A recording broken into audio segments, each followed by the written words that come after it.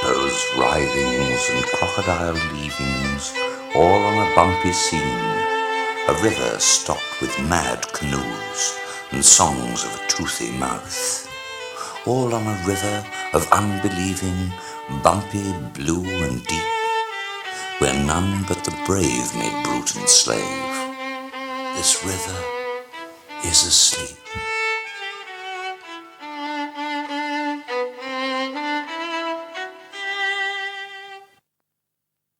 Where without Rawlinson end would madness be? Some calm outlaw collecting his thirst in a hatful of loco water, squinty in a look towards the mountains, and in a cup containing the whole sky. I find no fault in myself in this, only salty reason. Sir Geoffrey smoothed his greying an enormous beard with beautifully manicured and white-gloved fingers. "Rawlinson," he said, "we of the Geographic Society think you are the man." "What, drugs? Huh? I always thought your articles were a bit too inspired." "We believe there is a tribe, still intact, of Zulus somewhere in the Drakensberg." "Brixton?" "No, Africa. South and up a bit from Johannesburg. We want you to find them. You are the man." "I shall go to Zanzibar, then by dhow to Mombasa, by sea to Durban, and then by veld on foot to the Dragons," muttered Henry. "Grief, that's a nasty cold," said the President. "Would you like a tissue?" "But it's clear from your experience, avarice, and love of adventure, medallions, and all the rest," said Sir Geoffrey, "that you are the ideal man for the job." "You mean send a man of my experience out into the land of the Bazuzus? I'd rather go to Brixton. Mind you, if it's for the sake of the colours and the honour of the regiment, and a handsome stipend, with fixed bayonet, I would enter the gents at Harrods." This last seemed to conclude the matter, although Henry's request for a bazooka to bring down the really big sods was turned down on the grounds of diplomacy, but mainly that Uganda now boasted a royal navy. Unfortunately, this navy defended only Uganda and the Ugandan president's refrigerator. Sir Henry, bum to the log fire, Churchilled into a great balloon of brandy. "When I was in Africa, in the 30s, it was a case of mutual respect and plenty of submission. Nowadays, well..." Henry took another great slug, 2 snails, and growled into his balloon. "I'm used to quite decent men in the FO making mistakes in the kennels at Harrods, but there's something quite wrong with me. I should have boiled the water, or the sweets. Oh, the agony. Sometimes a fully fledged man can think only of his mother, damn it." Henry remembered his mother and preferred not to. She was a woman of great accumulated knowledge and no sagacity, but with a great eruption of intellectual provocation, interfered with only by her unusually large moustache, and these sour, soup-dripping walrus imitations taught Henry much about diplomacy, but nothing about manners and intelligence. Often, of a cold night, he would tuck his infant toes into the corners of his blanket or pillow and pray that he would not be kissed that night. His mother was a childhood embodiment of Yarmouth. He convinced himself, having several times been kissed by this personage, that she was a substitute for the boxing of unpleasant fish, or at best another way of shaving. His first agreement to a good-night kiss was predicated on the idea that this would be a soft business. He was wrong. It was an introduction to Germany.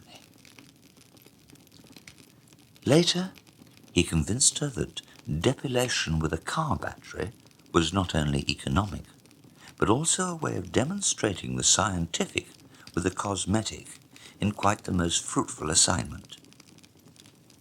He was not a Christian, save in the department of suitable for Sundays, and concluded that an outfit fit only for eating knickerbocker-glories. All the same, he looked well enough, and continued that shaving soap was a kind of icing that graced the Lord's razor, and the manufacturers of bog paper, and his mother's chins. For Florrie, real life began when she went to sleep and ended abruptly and dreadfully when she awoke. This was not too surprising. Sharing a night with Sir Henry was not quite the restful night of tranquillity. He was a man notorious in his own bedroom. His stentorian farts, shouts, and grumbling in his sleep were most upsetting.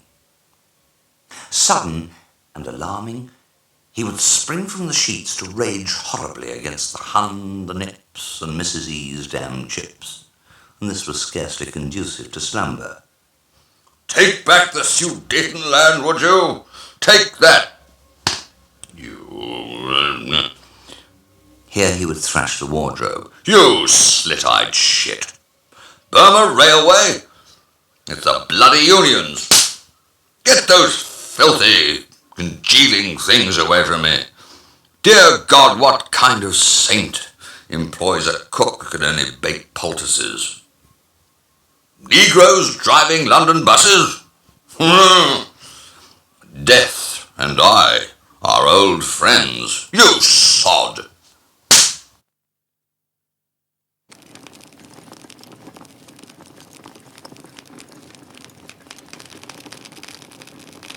Crocodile tunnels and hippo columns, and the reek of the aloes on the slope, the ranks of the impis and the terrible stabbing spears. By God's trousers, those bold sods knew how to fart. Thank Christ I was wearing a snorkel. You never know when your lungs are going to give out in Africa. Henry was a man who equated flowers with surrender and weddings. The clashing of the shields and the stamp, stamp, stamp of their damned wagger feet. Frightening in a way. Not to a white man, but all the same. Never wear socks, you know, dirty buggers. Polyurethane their feet, a lot of them. ICI has a lot to pay for, in my opinion, including the loss of the empire. But I'll come to that. Mark you, the development of gloss paint didn't deter me from identifying and knowing every one of my men at any time of day or night. And I do believe the heathens appreciated that kind of gesture. Ah, yes. Those people really liked the personal touch. I'll give you an example. I never travelled anywhere in the dark incontinent without a ruddy great tin of gloss white. This might appear insensitive for a man of my obvious humility, but you see, some of those poor buggers had names completely beyond English pronunciation, and so, to their cheery delight, I numbered the sods. In short, the personal touch. Back and front, back and chest. And to make it even more human and individual, I painted the last 27 of my bearers with the letters of our alphabet. A, B, C, D, and so on. The last man, you'd ask me that, was a question mark.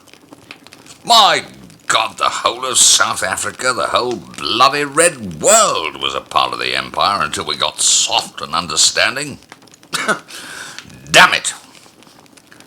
Give a workman an opinion, and you might as well give him a rifle. That's what I reckon. A lot of odd bods out there who don't understand democracy. You have to beat it into them. I can remember when any map of the world was read, well, practically, and those bits that weren't, I damn well coloured in myself. Ah, me. Always the optimist, the great romantic fool. Ah, balls, said Scrotum. Niggers don't know about billiards. Keen on billiards? Burped Sir Henry. Ye gods! Those men chalk their fingers before picking in noses.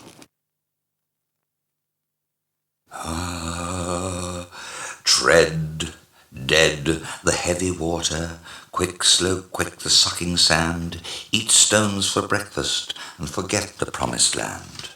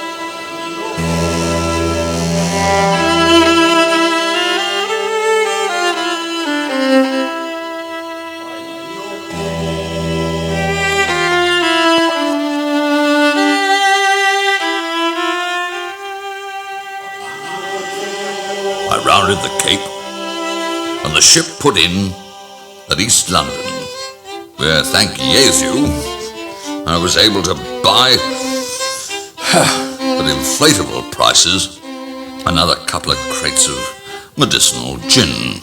Horrible stuff made in England, or Angleterre, as we say in Polish. Not many Jews about. Noticed that in a passing hallucination. Damn me, I was hoping to get a pair of emergency camouflage trousers knocked up. I can knock up your trousers, Bwana, said Ubura. Great guns, you're not one of those, are you? Not surprised the population is dropping. In the bush, a drop a lot. What?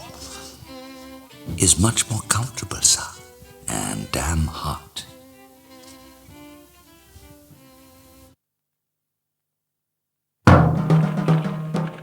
Oyebo and lordy lord, tipple-tip and the sound of guns, said Ubura.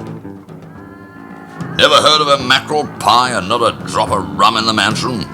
How the deuce you Johnnies clean your teeth, I don't know. Sell your women to the Sheik of Araby? My God, makes me sick to the craw. And for how much? 10 quid a limbas. Big knockers making it around 15. Hmm. Mused Henry. 1,000 red bath salts, do you think? Revolting and effeminate. Mind you, women don't seem to do a lot, just the cooking and cleaning up the beastly messes you buggers leave in the hut. How many bath salts did you say? Henry thought of Florrie. What for a white woman of impeccable virtue and virginity, I assure you. Many bath salts, Buana. Don't be cheeky with me, you darkened and cheapskate sod. I know how many bath salts make 5. Henry took a giant swig of imported paraffino. And, if essential, I'll climb the big root, shoot the ogre, and bring back the princess that lays the golden eggs. A couple of cans of baked beans and a tin of tuna. Don't you worry, I know my Bible. Also, 2 dozen farm fresh. Funny thing about ogres, always seem to be out of bacon. Makes sense, I suppose. Most giants are Jews or Muslims. Typical. But a whole lot of the giants being the vegetarians, boss, whispered Buddha. What? Turnips? Sprouts? Soya sausages, you clod? No, sir. Tuan Sahib Bas Buana, not the rest of the ridiculous titles what you washed out people want to hear. Many of my family eating exclusively the men what land out of the sky. All little green buggers, sir, with big ears and talking about the bars of Mars. With a pinch of oregano and a bit of paprika, well, growled Henry. Well, the rest of the world don't want to know, especially the Western powers. Do you refer, you damned savage, to the Boer War? No, boss, that was the most boring war what I was ever the unwilling victim in. All was regular, sir, and sergeant, shooting and so on, just shooting and shitting the family up the proverbial creek. No paddles, but some damn good uniforms. There is justice in this world, said Henry, strangely, wistfully. Democracy, decency, kindness, and the occasional necessary merciful killing. I represent that very kind of kindness. The what? Gasped Ubura with understandable incredulity. The kind of... I take it you didn't like the beads and calico.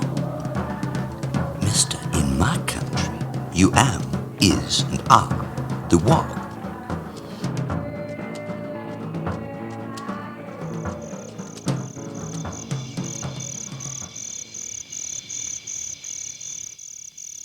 Ubura rushed into Henry's tent.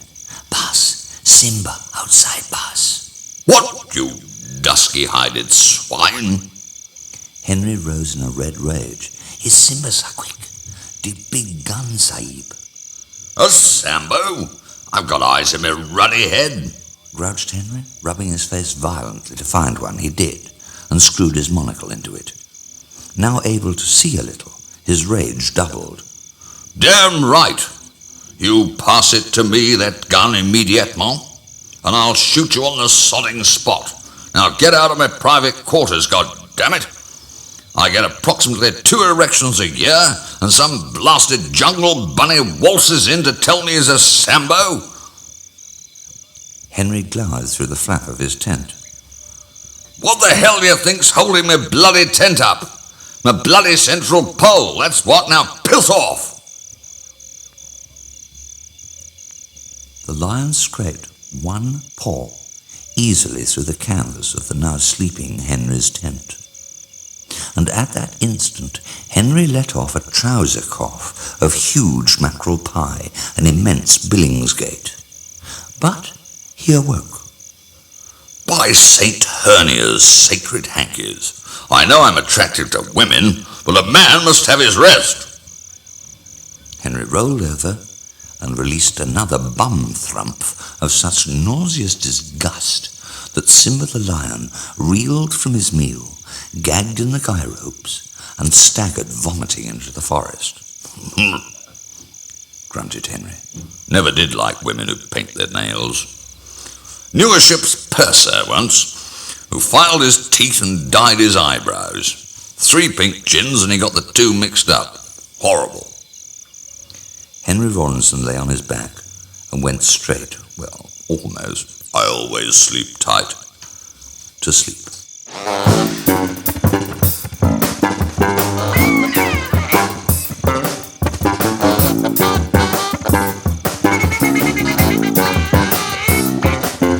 Apartheid and prejudice come before a fall. But patronage is even worse. You're walking towards that wall. For the foreign bricks of hostility thrown at you all the way. How then can you face the night, looking at the day? I'm going black.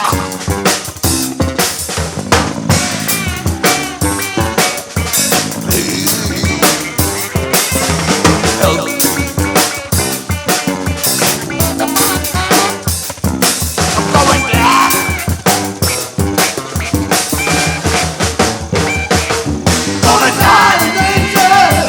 Die if they do. No.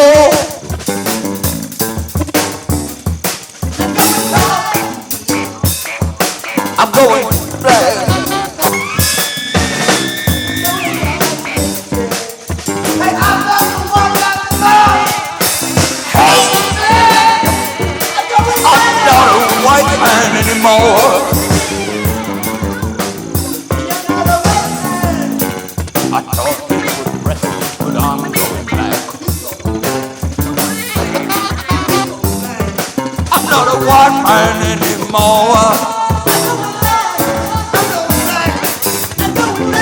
You don't know the score.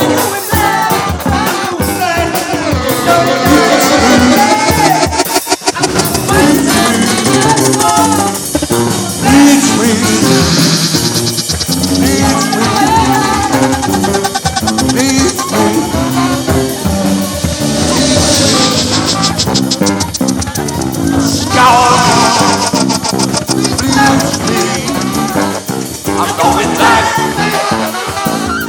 I'm going black. How the hell am I gonna get sober?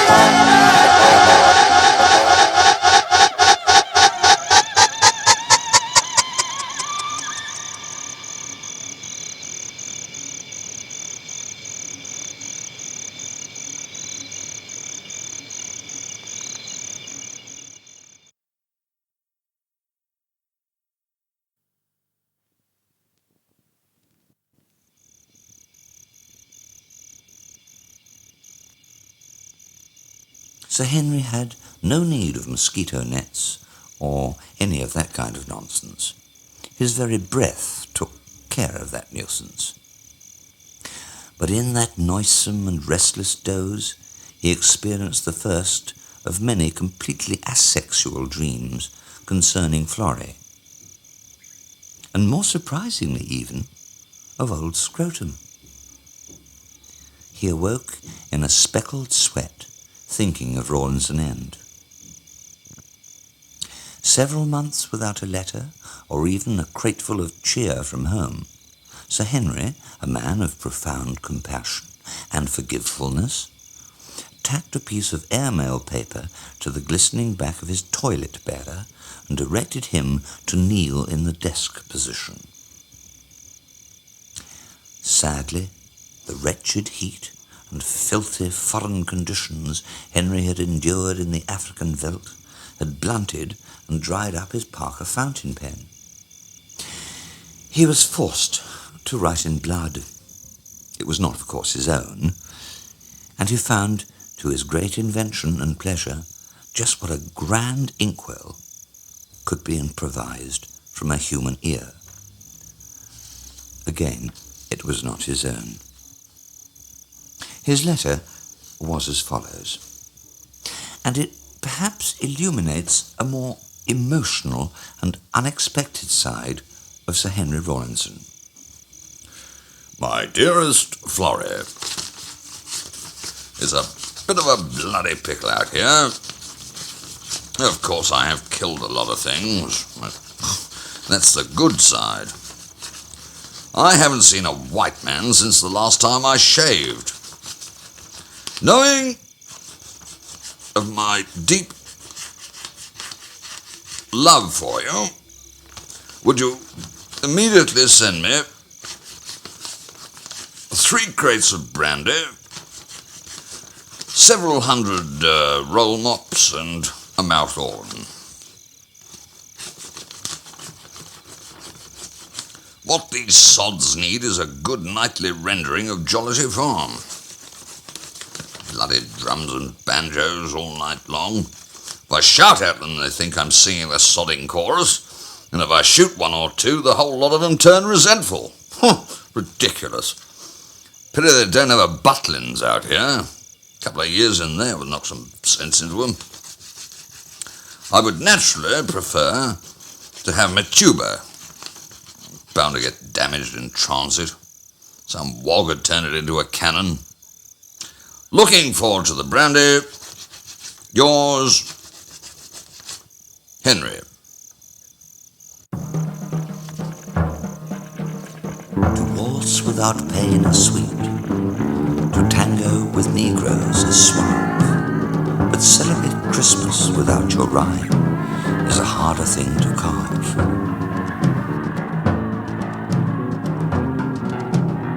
Gossamer had a rather specialized business in wigs. Send only a portion of hair from any hairy portion of the body, and the same will be returned to yourself in the form of a perfectly matching wig. This will fool all the girls. Our wigs come in complete with the choice of sterilized carpet tacks or the new waterproof wood glues. For some reason beyond his comprehension, he was arraigned, arrested, and had to flee, not only from South Africa, but from his whole family and happy customers. Was good for the whole bowed human race. And then I sure had to race for the border, leaving behind me wife, 17 kids, and a darn good business. In many aspects, Gossamer was very much like Henry. It was only that, as yet, in the pursuit of finance, Henry had not so far had need to scalp anybody. When Gossamer first lifted the ponderous porcelain weight of Henry's throne onto his head, he was the proudest man on the expedition. The field toilet was as huge as an elephant's foot. In Durban, Gossamer had polished the brass and mahogany seat to a fine gloss that matched his own cheeks. But now the sun had robbed the wood of its sheen, and the acid drops of vultures greened the metal. He remembered the words of Baba Sir Henry the Windbreaker, the breaker of winds, that he, Gossamer, was the bearer after the brandy bearer and the gun. The most vital piece of a gentleman's equipment in all of Africa. Most of the boys were Afrikaans speaking, as were the shield bearers, the privy seal, who stood in a square about the throne when Henry did what he had to do. He called them the inner truth. Whilst polishing the mahogany and brass of Sir Henry's field toilet, Gossamer had time to ponder on this. It is not true that the shortest line is always straight. Gossamer knew this now to be true, from the many times he'd held the porcelain in front of his swaying master. The Führer of Rawlinson End had a bladder like a zeppelin, but an aim like the rapid escape of a serpent. As consequence, Gosamosa's hair was quite straight and his skin so bleached, were it not for his nostrils, he could pass for a German tourist. When white gloss-painted number 7 reported that the induna of what was undoubtedly a very large impi had been surveying the expedition for several days, Henry demanded to know what were the size of the thing's horns, since he'd never heard of the animal. Being told that the horns of the Zulu impi were very large indeed, Henry declared he would bag the bugger in the morning and use it as a hat stand. It was in light of this unfortunate misunderstanding, an impi being a highly trained Zulu regiment of ferocious endeavour and initiative, that in the light of that mid-African morning, Henry, after several great gulps of rum, found himself awake outside his tent on the aloe-scented hills, quite alone, save for the ever-faithful and weeping Ubura. The camp deserted, and the porters gone. I suppose they've taken all the wire wool, grumped Henry, feeling some movement of mackerel in his unmentionable and heavily corseted regions. They had. Probably to get the white gloss paint off. God damn it, I suppose I'll have to use bog paper. They haven't nicked it. They had. And all the emergency terps. Oh, Lord of Trousers, grumped Henry. You don't find cactus in the Darking Continent, do you? Ubura shook his head. Then you'd better find me a haystack or a thatched roof. And damn quick. What'll they bugger off for anyway? We are in the land of the terrible king indeed, Baas. The boys were frightened when they thought of shooting the impi, and they ran away. I'll shoot any damn thing I like. And put it over the mantelpiece, growled Henry. God's teeth. I'm paying them 2 English shillings a month, and all the berries they can find, and the ingrate sods piss off, Henry stared at the scattered boxes and moribund fires of what was left of his safari. And to what do I owe your loyalty? He bellowed. Ubura shuddered and shrugged. You avaricious toad, yelped Sir Henry. 2 bob a month when you're anybody's. Sir Henry took stock of the situation. He had a can of corned beef, his shotgun, half a crate, a tin of talcum powder, and a large Christmas unwanted bag of bath salts. It was this last glittering, iridescent item that gave him the great wheeze. It was to prove a mistake. Lead me to this terrible indeed, you squid. Ubura rolled his eyes like dice and came up with an unlucky 13. Luck was not a lady that morning, more like a whore, the heart of bath salts. Indeedy, Baas? Yes, indeed, indeedy, roared Henry, now determined on his course. It was to prove a great education.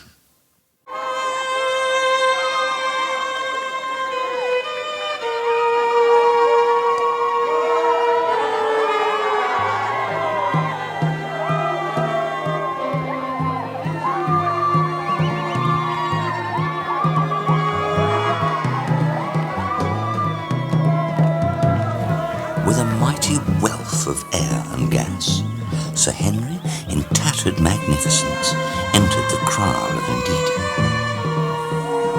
Just before falling over in supposed obeisance, he farted hugely, and jeering women were stunned in their avinu relation, and battle-scarred warriors held their noses. The tyrant indeed was most impressed with his behaviour, and pursuant to a hurried discussion with his ministers, divined that Henry's smell and its effect were an augury of power and mystic strength. "I see you, white man, and I see you again," said Ndidi, suspiciously. "He says he sees you, Sir Henry Baba," interpreted Ubura. "A greeting, sir." "Well, good to hear it. At least the fat shit won't want to steal my monocle. Why is he grunting and making all those damn clicking noises, "It is from the tongue of the Hottentots, now a part of the Zulu language. The great King Ndidi does not speak English, Baba." Good grief. This is a part of the empire, isn't it? Well, I'm buggered. Ubura delivered a lengthy, over-laudatory paean to the bored black monarch. What are you going on about? Just tell the bugger howdy doody and whatnot, and will he kindly get off his bum and fetch me a large one? Where's the ruddy drinks cabinet anywhere? Henry raised the seat of his field toilet and sat down heavily. He mopped his sun-raspberry brow impatiently. Indeed, he flicked his wildebeest fly switch imperiously, and Ubura stopped in mid-praise. Indeed, he glowered a cold appraisal of Henry and then stared at the mahogany and porcelain throne. He grunted. Knitting his brows and seaming the whole of his ugly head, he raised his hand. "I welcome this strange white King Henry."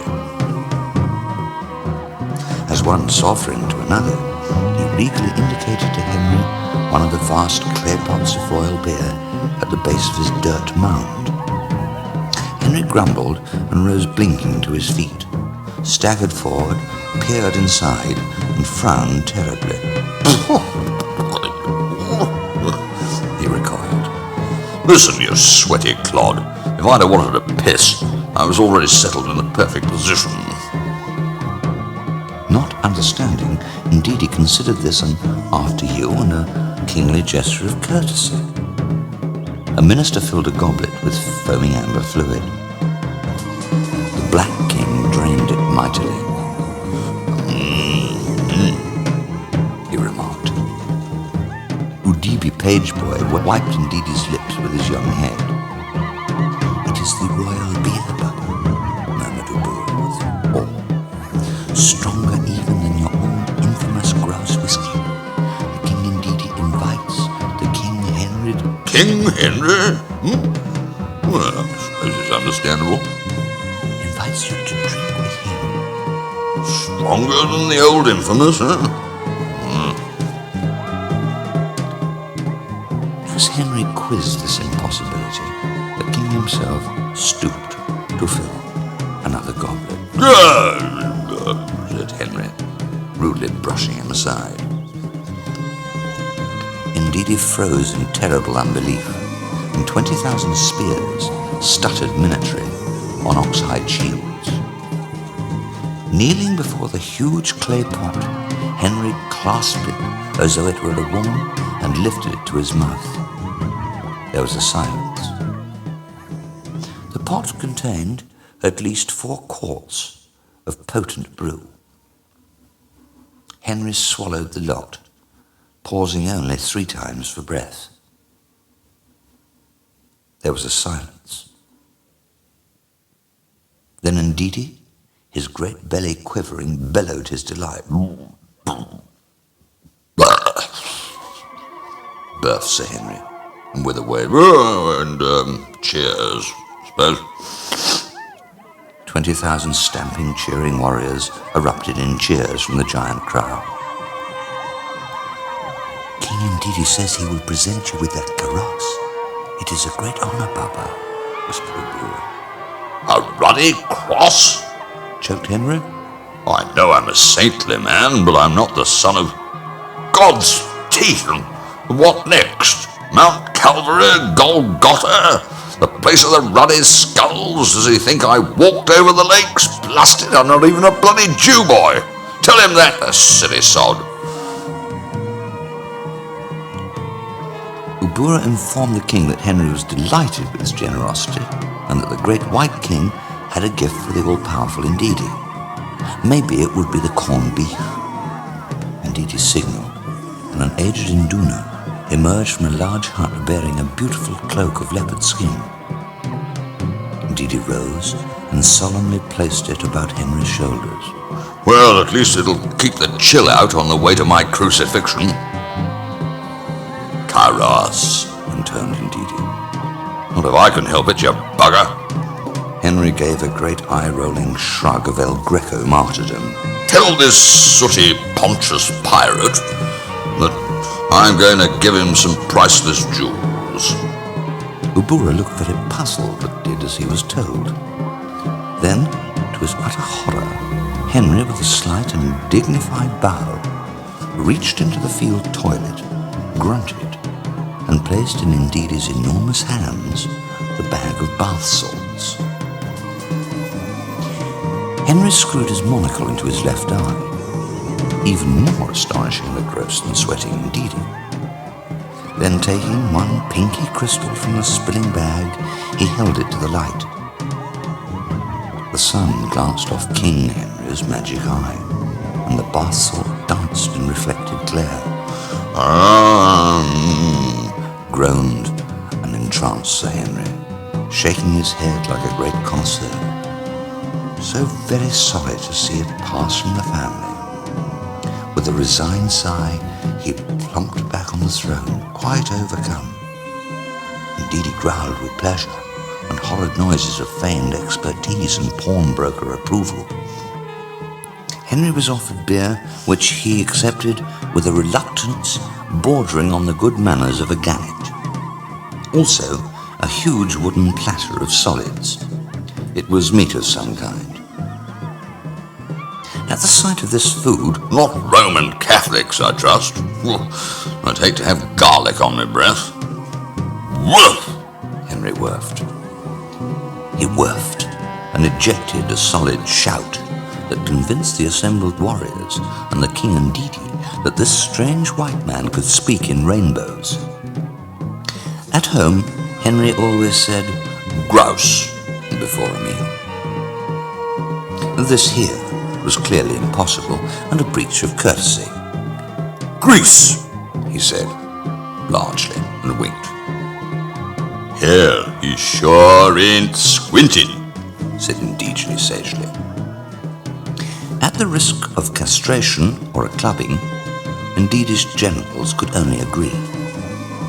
Once more on his feet, a condition Henry equated with only the middle classes, he staggered towards the king.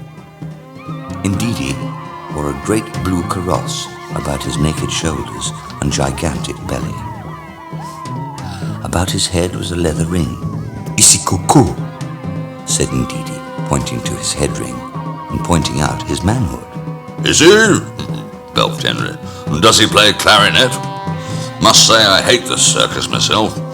Ndidi, part educated and part fed on missionaries, rose in misunderstanding. 1,000 gleaming, angry spears were poised at the furor of Rawlinson End. Ndidi stabbed pointedly at his cloak. "Karas is mantle of the king," he intoned. "This is Blaubach. None left now. All shot out. Just what is left on my body. It lives. It's probably crawling," said Henry. "Mind you, a good going-o with Terps." Ndidi seemed confused for a moment, then ordered 2 of his ministers to be buried up to their necks in ant hills.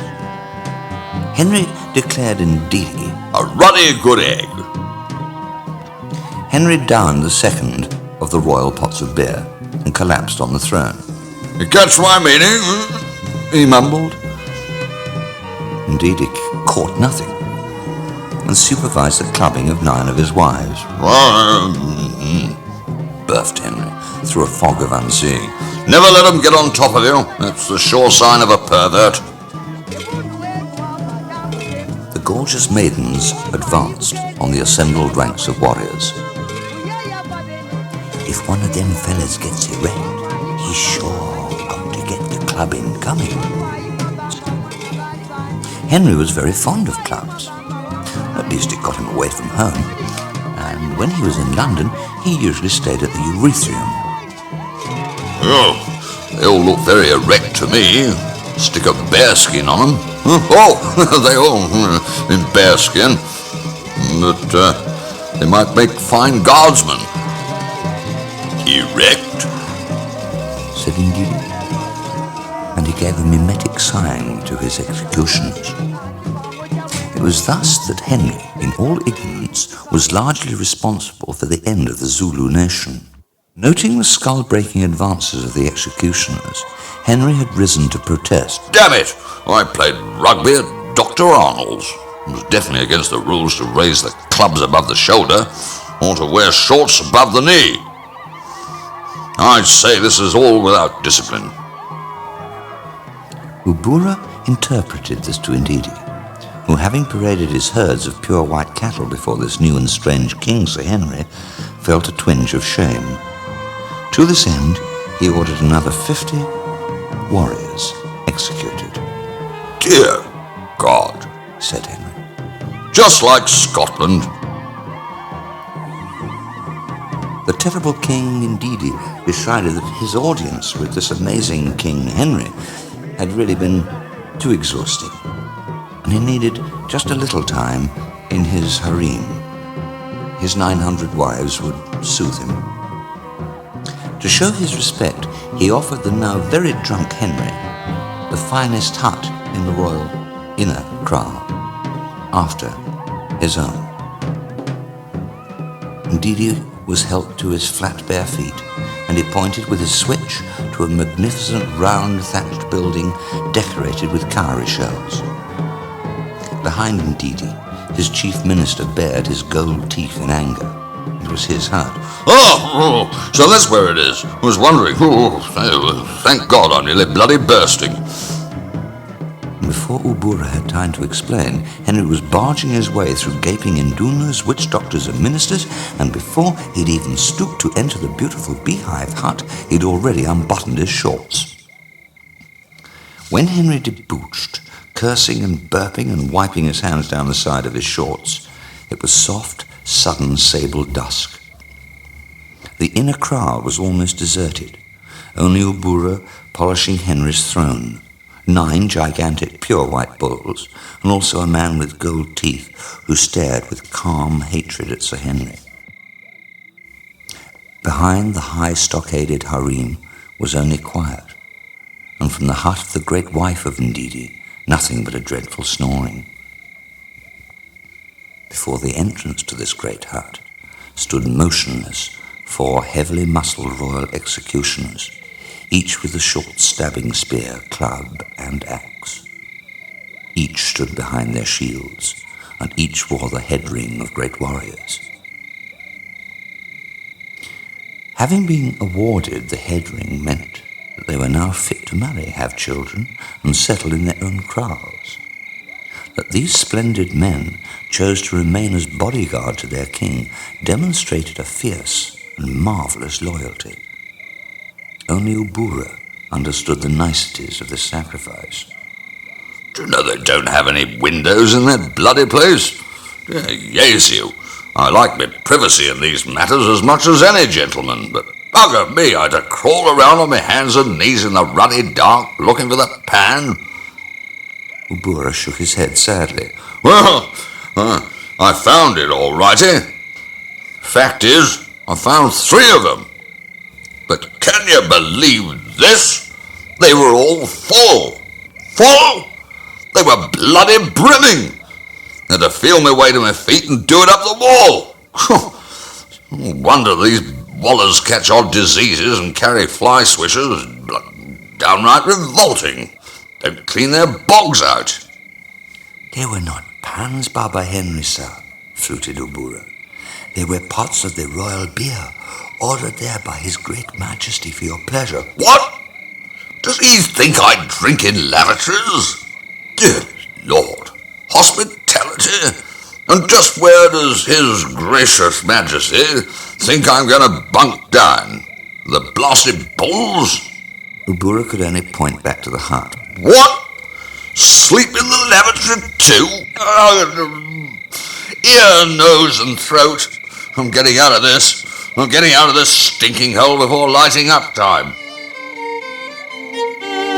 Cock-a-doodle-1, says the chicken in his run. Cock-a-doodle-2, says the monkey in the zoo. Cock-a-doodle-3 says you can come and look at me. But Cock-a-doodle-4 says the bars are off the door. Then Cock-a-doodle-5 says, I'll eat you all alive.